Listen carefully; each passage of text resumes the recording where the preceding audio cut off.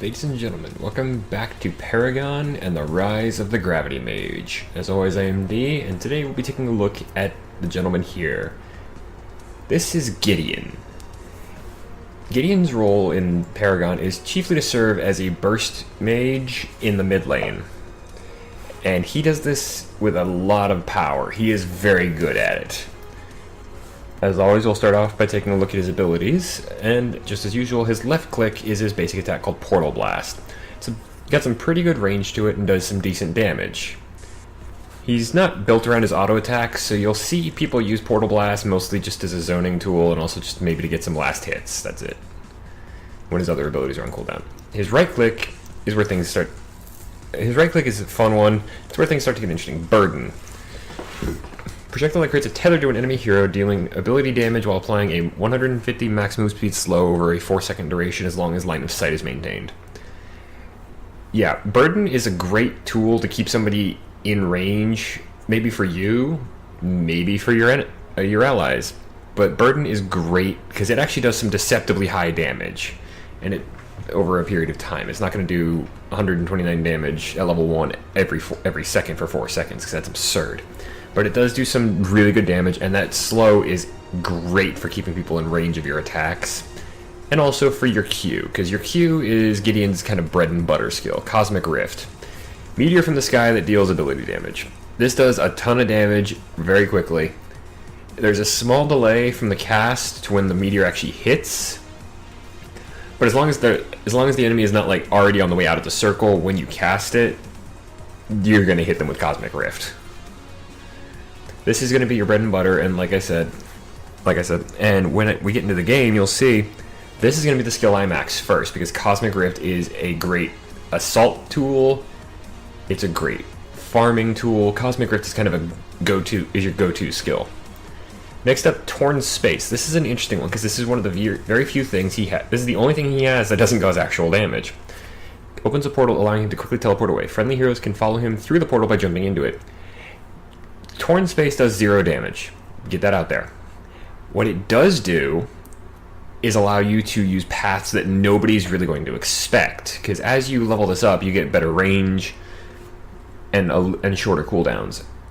You can actually use this to jump up cliffs that, short of having a double jump, nobody else is getting up.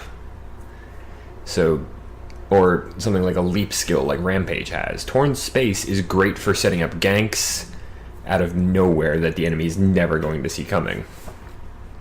And then finally, Gideon's ultimate, Black Hole. If you've played Dota 2, you've seen this. This is the exact same as it is with Enigma. Rises up, creating a black hole that slowly moves enemies toward it, dealing ability damage over 3.5 seconds. This is a channeled ability, which means it can be interrupted by hard crowd control, stun, silence, or otherwise. This is a very strong skill. The problem is Gideon is inherently squishy, and he has to be in the middle of it, so the enemy can actually take him out and stop the black hole. It's still going to do a massive amount of damage, especially with the build that we're going to be showing, because there's going to be a ton of power in this build. Speaking of, see you guys in just a second with the deck. Alright folks, before we go in, I'm going to talk a little bit about this, because Gideon is one of the few characters that I play in this game where I use one of 2 decks. The one I'm going to be showing you today is the mid lane mage. You can also do Sustained Burst. Either of these is good. Sustained Burst is what you want to use if you think your opponents are going to harass you a lot, or if you think you're going to need some survivability. The mid lane mage that I'm going to be showing you and using today is all about basically melting somebody's face off. Now, as you saw there, the affinities for this are going to be Intelligence and Chaos, basically blue and red. This is also a full deck with 12 cards and 6 gems. This is also one of the few decks I'm going to show you where it has, and you're going to need to use all 3 stats. So for the cards, I'm going to go ahead and start here with the Rejuvenator. This is just a 300 gold card, doesn't require any stat points. Like it says, active, gain 12 health regen and 10 mana for a duration. The duration is going to be different depending on the level of the card you have, and it has 2 charges. It does go away when you've used it, but you can re-equip it from the store for another 300 gold. This is a great card to have early on. Do not pick this up first, though. What you want to pick up first is Advanced Evolution. Put your first point into Intelligence, and then pick up this, because Restorative Learning, 5% max health and 5% max mana per second for 3 seconds after leveling up. This is going to keep you in lane a lot longer. It's going to help your sustain, which Gideon desperately needs. Next up, you really want to get at least 3 points into Intelligence quickly, so you can pick up Mana Flow Acolyte. Actually, you probably want to get 4, because that way you can have an Advanced Evolution and Mana Flow Acolyte. Talked about this one before. 9 power gives you 0.5% power and 0.5% max mana when you purchase intellect points. You lose that bonus if you unequip it, but you get it back at full strength depending on how high you've gotten your intelligence when you re-equip it. Next up, Nitro Boost. This is an interesting one because it gives you a little bit of power, but it's the active. Again, I talked about this in my Chimera video. That sprint can keep you alive. If your portal is on cooldown, and you have Nitro Boost equipped, use the sprint. It will save your life. I'm not joking on that one. Next up, Supply Sergeant. This is a little bit more about supporting yourself and maybe your allies. Gives you some mana, but it also has an active. Give you 150 mana to nearby allies. This actually does affect you, because you are your own ally. But this is one of those cards where using it will give you mana as well. Next up, Glycerin Dawn is a fun one. This is a Chaos card, and this is one of the reasons I put this as an Intellect Chaos deck. 21 power is a good boost, but the Fireball active is what's fun. 100 mana and 30-second cooldown. Launch a Fireball dealing 150 plus 15 per hero level ability damage, and burning for 200 ability damage over 4 seconds. By the time you pick up Glycerin Dawn, this thing is going to be hitting like a truck. As is Gideon, but this is just something to have if all of your skills are on cooldown, if all your spells are on cooldown, and you have Glycerin Dawn, target somebody, hit the button, and watch them burn. Because the thing about the Fireball is it's not dumb fire, it's actually smart fire. It's a fire and forget weapon. You'll see if I end up picking this up, you'll see in the game. Next up, Pressure Hunter. This is an odd card. I only really put this in for the power. The attack speed's not bad, but the 2.5 bonus damage to targets with more vitality than you, and the amount is increased by the difference. So if you have 1 point in vitality and somebody's got 10, they're going to take 9 times 2.5. This is mostly, like I said, though, for power and attack speed, because Gideon, at most, you should never have it with this deck. You should never have more than 4 points in your vitality, so you could use this if you want. Next up, another 7 intelligence drop, Thaumaturge. 8 power, 105 mana, very good right there. Empowering mana, the passive is where you really want this.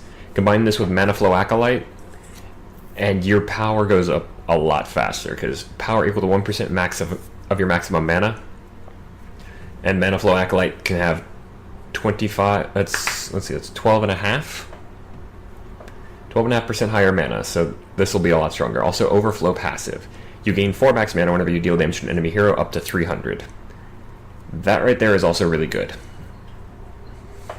So Thaumaturge and Mana Flow Acolyte together are a great combo. Thaumaturge on its own is strong. Next up, Atomic Soldier. 17 power, 145 mana. Your abilities just deal a flat 10% extra damage. That's the only reason this is in here. The Atomic Soldier is good for mages. Next up, Cryo Agent.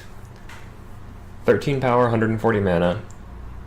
Yes, 5 agility and is a little weird for a mage deck, but it does help. Now, but the Ice Burst, where after you use an ability, next basic attack will deal 125 ability damage in an area, slow the move speed of targets hit by 150 for 1.5 seconds. This is mostly what you want to use to help you if you're having trouble landing your Cosmic Rift, or if you want to make sure somebody's going to be stuck in the black hole.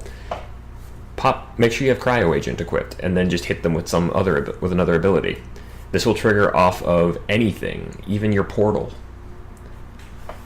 And the portal can actually be used as an initiation tool. You'll see when I get in. Next up, the interesting one, and the reason you only want to have at most 4 vitality points, is the Reactor Beast. 10 power, 14 attack speed, 240 health.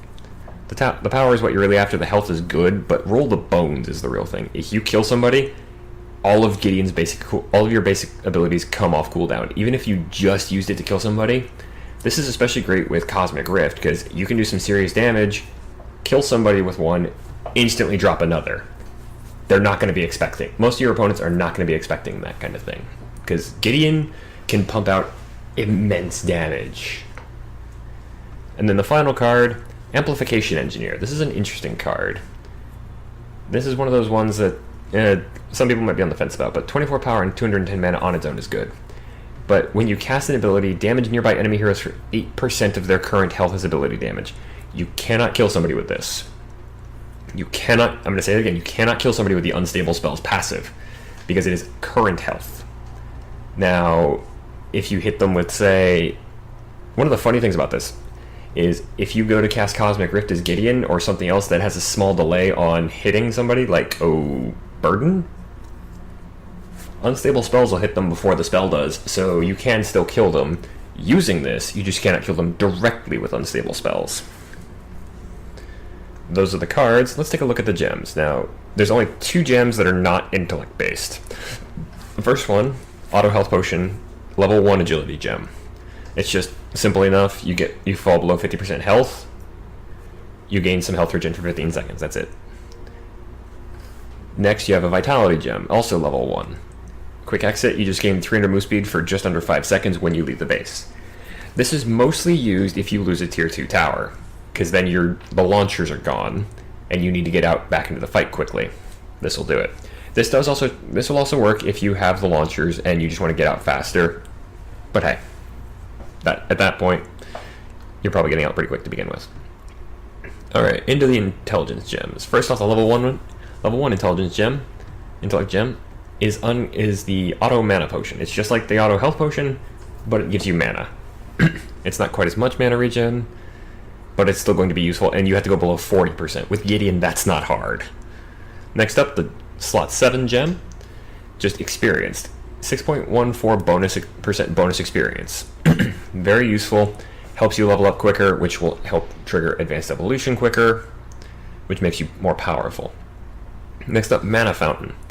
It gives you 35.14% mana regen on its own, but it also gives you up to a maximum of plus 10 mana per second based on how much mana you're missing. This is great because, again, Gideon is, even as an intellect hero, he's very mana hungry, very mana intensive. And then finally, the final slot, this is a slot 25, overpowered spells. 3.5 attack speed, 6 basic armor.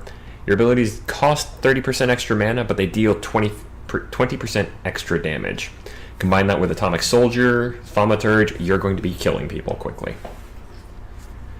Alright folks, that is the deck. If you ever want to write these decks down, feel free to pause the video for a second while I'm talking about the stuff. Write it down, and we'll move on. But now folks, it's time. I'll see you in just a bit on the other side, in the mid lane as the Gravity Mage Gideon. Alright folks, we are here. I'm going to pick up the mid lane mage. Like I said, first point goes into intellect, pick up advanced evolution. Now, my job as Gideon, be in the mid lane. Luckily, I'll be up against I saw it in the lineup, I'll be up against the Countess. So, I got a pretty good chance here.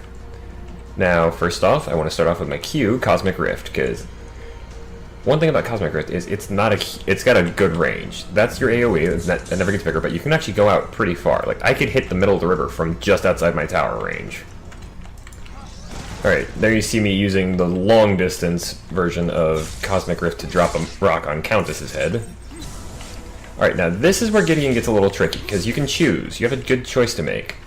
If you're having trouble getting harassed, take Torn Space. If you're not, take Burden. I'm actually going to take Torn Space because that means I can set up for later. I'm also going to open my ability here. I'm going to take the first point in agility so that I can get myself the auto health potion. Now Countess has been bullied out of lane. I can stay here and farm some. Now as a mid laner in Paragon, since I haven't covered this before, just like in other MOBAs, you want to be conscious of the mini-map. Especially if you know for a fact the enemy has a jungler. And in Paragon, the AI always has a jungler. Third level, pick up the one you didn't pick up at second level, so I'm going to take Burden here. Now, also, I haven't really covered ranged heroes yet, because Chimera was a melee. Sevarog, melee. One of the things about melee is you always know when you're going to hit somebody. Now, you might notice, I'm aiming at Countess. You see that mark on the floor just in front of her? That is my range. Once I get there, the crosshair turns red, I know I can hit her. You saw me miss the burden shot there. If it locks on like you saw there, as long as you and your target stay within range, you're going to hit them. Alright, next up I'm going to start maxing out my Q. I'm going to start maxing out Cosmic Rift, because at level 2 it will do absurd amounts of, even just straight absurd amounts of damage, and I miss my Cosmic Rift. That's one of the problems. Alright, for my third point I'm going to put it into Vitality, so I've got my quick exit. The Chimeras come out of the jungle to play.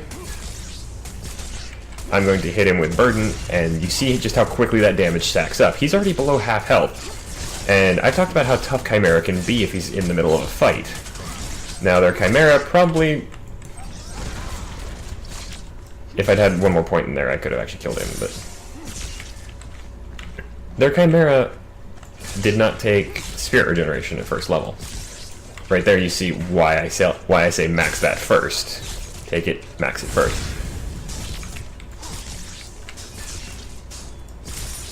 What you saw me doing there was I saw Countess originally had favored coming in from that side and opening with her little blood wave. I don't actually know what that's called. I don't play Countess very often. But yeah, I knew she liked to do that, so I just waited. There we go, my ultimate's online now. I'm going to go ahead and activate it because this will pull Countess in. Also, it'll give you a chance to see it.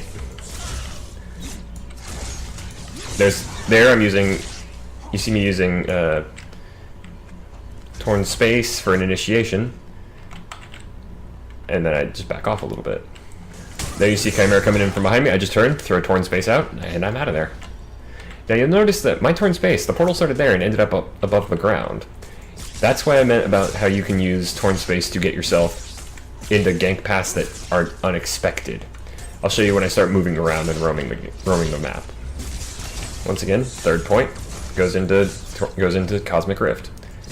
I am now going to be hitting with that ability for just under 340 damage. If I can land it, most enemies are not going to be able to stand and fight me. Which, as Gideon, that is my entire point, is don't let them stand and fight you. Now, luckily, I've got my third point now in Intellect, which means I've got more mana and more mana regen. Countess does have the damage over time buff from the river, but that's actually not a big threat because she's mostly melee. She's got some good initiation abilities, but she can't come in without backup right now. She's probably dead if she comes on me. If she decides to initiate on me, and she's not trying to escape. There's the combo. That is how you initiate with Gideon if you don't want to use Torn Space. Next up, what I'm going to do, I'm going to upgrade Torn Space again, so that I've got two points there. I can now go, as you can see, 975 units. It's not the longest, because I mean, the Wraith Dash for Sevarog goes 1,000 just at level 1. Alright, there's point 4 in Intellect. At that point, it's time to head back, because now I can pick up Mana Flow Acolyte. What I'm going to do here, I'm not actually permanently unequipping that, I'm just doing that so I can actually... I like being organized. There you see Quick Exit activating. But for example, if I was over there near right lane, I could go and attack Greystone. And I would actually have a chance of taking him down if he didn't have his... He probably got his ultimate up, so it wouldn't be permanent, but... And there we go, maxed out Cosmic Rift. Means, without... I'm doing 470.95 damage every time I use that. Now, my Grux here is in trouble. I come over here, Murdoch and Richter decide, nope, we're going to back off, because they don't actually... Well, they could easily kill me, because, again, Gideon is super squishy. You don't really want to mess with a Gideon who's prepared and in position. There's a couple of ultimates, but I actually managed to survive, just barely. There I take out the Countess using my abilities. pop 2 more points into my intellect. And I'm going to go ahead and use my ultimate here, because Richter is under the tower. He's not going to be able to stand and fight me. Not even as weakened as I was. So, you know what? I'm going to stick around because I've got 1 kill and I'll hit level 9. That means level 2 black hole. Now, unlike, say, Enigma in Dota, black hole actually comes off cooldown rather quickly for Gideon. You see, it's got a 210... It's also much cheaper on the mana cost, but now is the time for me to head back. Again, I'm sticking around. In this case, I'm sticking around because if I can get a single point in my intellect, I can actually pick up Supply Sergeant, which is going to be a big deal for me. Unfortunately, the entire enemy team seems to want to kill me right now, except for Greystone. Now, Countess doing that right there, her initiation, that is normally prime time to turn around and use Torn Space to get out of there. I didn't, because I knew how close I was to the tower, so I knew I could probably escape her. There you see how much power Gideon has this early. I've now picked up experience, so I'm gaining extra XP, so I will be leveling up much faster. There you see another one. I'm going to put my third point into Torn Space. One thing you gotta watch out for is people like Murdoch, who will outrange you. I'll probably talk about Murdoch in a pretty soon to come video, because he's a good, powerful carry. And I don't want to do the same role week after week, because my eventual plan is to have guides for every character in this game. Alright. There's my 4th point or my 7th point in intellect. I am going to head home. Actually, since Grux just decided I'm going to fight here, I didn't manage to save him. I didn't even manage to really severely injure anybody. Now, one thing that's a little deceptive about Burden is it mentions as long as the enemy stays within sight, or within line of sight, you can hit them with, or the Burden chain will stay. That's not entirely true. They also have to stay within a certain range, which is basically the cast range. This time I'm actually going to put a point into Burden. And now I'm going to retreat, because I can hit hard enough to hurt somebody here, but I can't kill Chimera yet. He's actually going to just completely ignore me. There's my Supply Sergeant, so now I can actually last longer since my mana can come out. I can have more mana to go. Alright, I'm going to head over here to the right and help Grux against Chimera.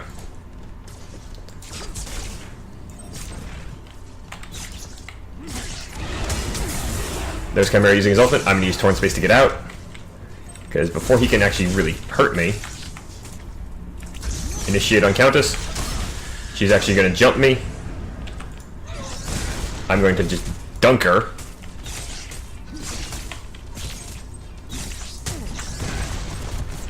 I don't have the mana to hit my ultimate, but I do have enough for Burden, which means Chimera is basically dead. There's maxing out of Torn Space, so that I've got maximum range on it. And now we drop a rock. There's a couple more points so that Mana Flow Acolyte will go harder. Pop my Supply Sergeant there so I can have some mana back. One thing as Gideon, you gotta get in your head is don't be afraid to stand there and just take pot shots at the enemy mid laner, because you've always got a great, as long as you have Torn Space off cooldown, you've got a great escape.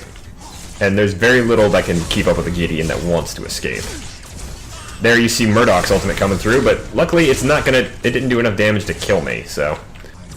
Now I'm gonna do a stupid thing here, and I'm gonna get in between, I wanna get in between Richter and the tower so that he hits me. Now one thing with Richter is he does have silence, which is one thing you're gonna have to watch out for as Gideon, because you're a mage. Silence is kinda your bane. Luckily. But yeah. Actually, I'm going to show you what I mean with the Torn Space. Normally, I'd have to go that way to get back to my lane, or back that way. With Gideon, I can just do this. Bam, back in my lane. And remember, your allies, you will not see the AI do it just because I don't think they're programmed to do it. But the AI, or your allies can jump into the start portal of Torn Space and use that to escape with you or to initiate with you. You can use it for some great ganking setups, you can use it for some great harass, you can use it for some great escapes. Like I said though, Cosmic Rift, great farming tool.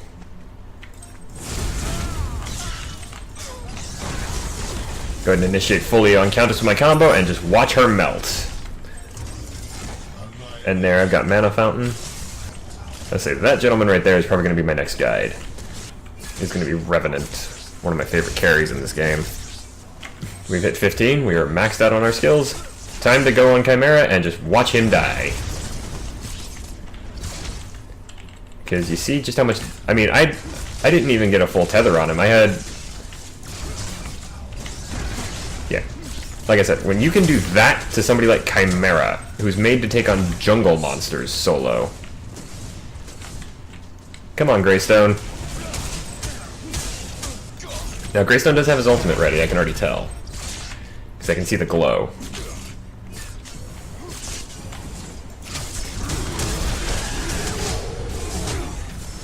There you see Countess with her feast ability. That is a very dangerous thing to watch out for, so... Alright, now this is where things are going to get strange. What I'm going to do here... You see I've got 6 points free. I'm going to ditch...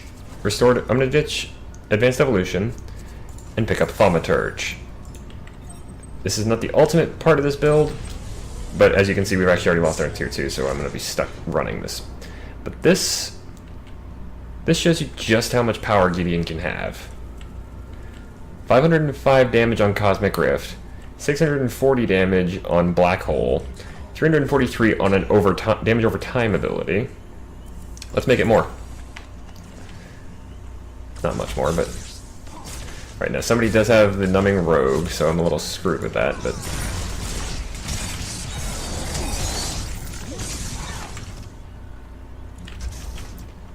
Right there, that is how you use Torn Space as an escape. But yeah, Richter, supportive tank. Couple of shots from me and he's already mostly dead. Well, not most. Now he's mostly dead, and let's go ahead and activate the ultimate. He can silence me, but he's not smart enough to do it. So Black Hole goes off to full duration. I take Long Arm with a lot of the face. Chimera comes in as well. One of the awesome things about Burden is it's got a tiny cooldown compared to its length. So it's finished. I just throw it back out. I'm not letting Chimera get away from me.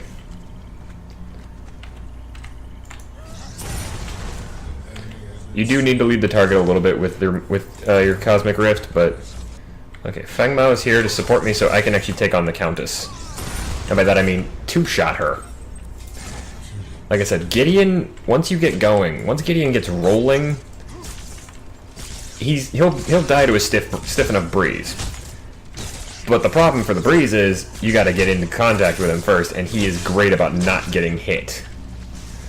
Not for any dodging ability, but for just the fact that he can slow you down, drop that on your head, and a good team is going to be very supportive of their Gideon. Because they know that Gideon's damage is obscene at once he gets going at higher levels. I mean, look at this. I'm already at level 18. It's 22 minutes in. I've got 11 kills, and this is on veterans.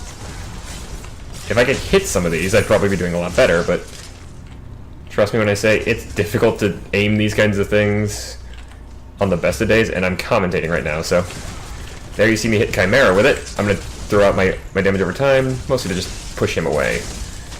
We're going to take the inhibitor. I'm going to warp myself out of there, because Torn Space is almost off cooldown. You can even throw it in midair. Use that to discourage Richter from following me. And then I'm just going to back off. Now at this point you've got a good choice. I've got a ton of intelligence points saved up. I'm actually going to go ahead and ditch Supply Sergeant to pick up Atomic Soldier. I'm not going to take Glycerin Dawn this time because I don't need it. I'm doing enough damage on my own. But this is where you have a choice to make. You can continue going on and pick up the last couple of points into Intellect to get to overpowered spells. Or you can start going for Vitality and Agility so you can get to Amplification Engineer, Cryo Agent, and Reactor Beast. That's going to be based on how your game is going. I cannot tell you 100% because every game is different. That is one of the joys of and the challenges of playing video games, and also of trying to make guides for especially competitive games. Because I say something, and within a week, if a patch comes out, it could be different. I'm actually going to continue in Intellect because I like having the overpowered spells gem active. Now this is kind of where Gideon both shines and has issues, because pretty much the entire enemy team is here. There, you see me initiate. I'm doing this. This is incredibly stupid, but I did it anyway. I've got. If I had actually meant, if not for the Greystone having his ultimate there, I'd have probably escaped. But that initiation is probably going to be enough to set my team going. You see Revenant here, and the Fae fighting Chimera. We are going to lose that tower. As I was saying, though, situations where it's an entire enemy team tend to be where Gideon can both shine and where you don't really want, and where you want to be especially careful, because Gideon is all about AoE. If I can actually get close enough, I can kill the Countess easily enough, and in 2 seconds I'll be getting closer. There you see. There is overpowered spells. I am now going to be hitting a lot harder.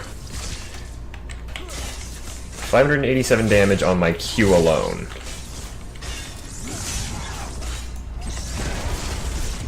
You see that right there? I took off about a third of Richter's health. He is a support tank character.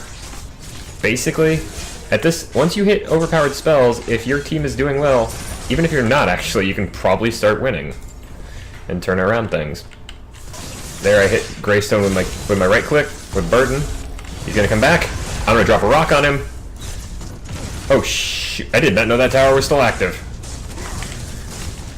You do need to be a little bit situationally aware as Gideon, because again, you are squishy as all get out. But then again, you can also just blow up Murdoch. Our Feng Mao is suicidally stupid. I don't know what Greystone was planning there, but I don't think it involved me doing that to him. Alright, now that I've got my 4 points, I can actually go back, drop off something like Mana Flow Acolyte or Thaumaturge, and pick up the Reactor Beast. I'm not going to at this point, because I need these, especially the ability to get mana. Now I'm going to start putting points into my agility. This will not only give me my attack speed up, but it'll also give me some just raw damage. Gideon's basic attack is pathetic. Then again, he's not supposed to be a basic attacker. He's supposed to be a chainer of his skills, like that right there. I hit Chimera once. He's almost dead. And now he's just dead. As long as Gideon can stay behind a teammate or can keep out of range of most enemies, which is not impossible, he's actually very good at it, like I've said, you're pretty much going to be melting people in place. This does lend itself to having 1 or 2 major weaknesses. First off, as I mentioned in the intro, Gideon is squishy as all hell. I mean, I'm max level. I don't even have 1800 health, a little under it actually. The other thing I don't do very well as Gideon is siege. I mean, come on, with Chimera, you saw in the Chimera video, this tower would already be gone and I'd be working on a second one by now, possibly even a third. Gideon is not a great sieger. He's not great with tower sieges. This is going to get me killed, but the other issue is that if you don't have a way out, say Torn Space, or if you want to take it, you can take Astral Leap. I would fully encourage people that have trouble with initiations to do that. But without an escape tool, if an enemy has positional advantage on you like that Murdoch had on me, you're screwed. Gideon he's squish. Now you see here, I could swap out any of these cards for Cryo Agent, Reactor Beast, Glycerin Dawn. What I'm actually going to do is I'm going to temporarily ditch. This means I'm going to lose a ton of power. And I'm going to take on, I ditched, as you saw, Mana Flow Acolyte took on Amplification Engineer, because that's the highest power I can get in terms of one card. 640 damage on my Q. you can do some, as I've mentioned several times by now, Gideon does absurd amounts of damage. Hoping to be able to show you that. One of the neat things, though, you can do with Torn Space, if you just don't want to jump a little bit, and jump across. Revan and I are going to have to get out of here because they're all coming for us.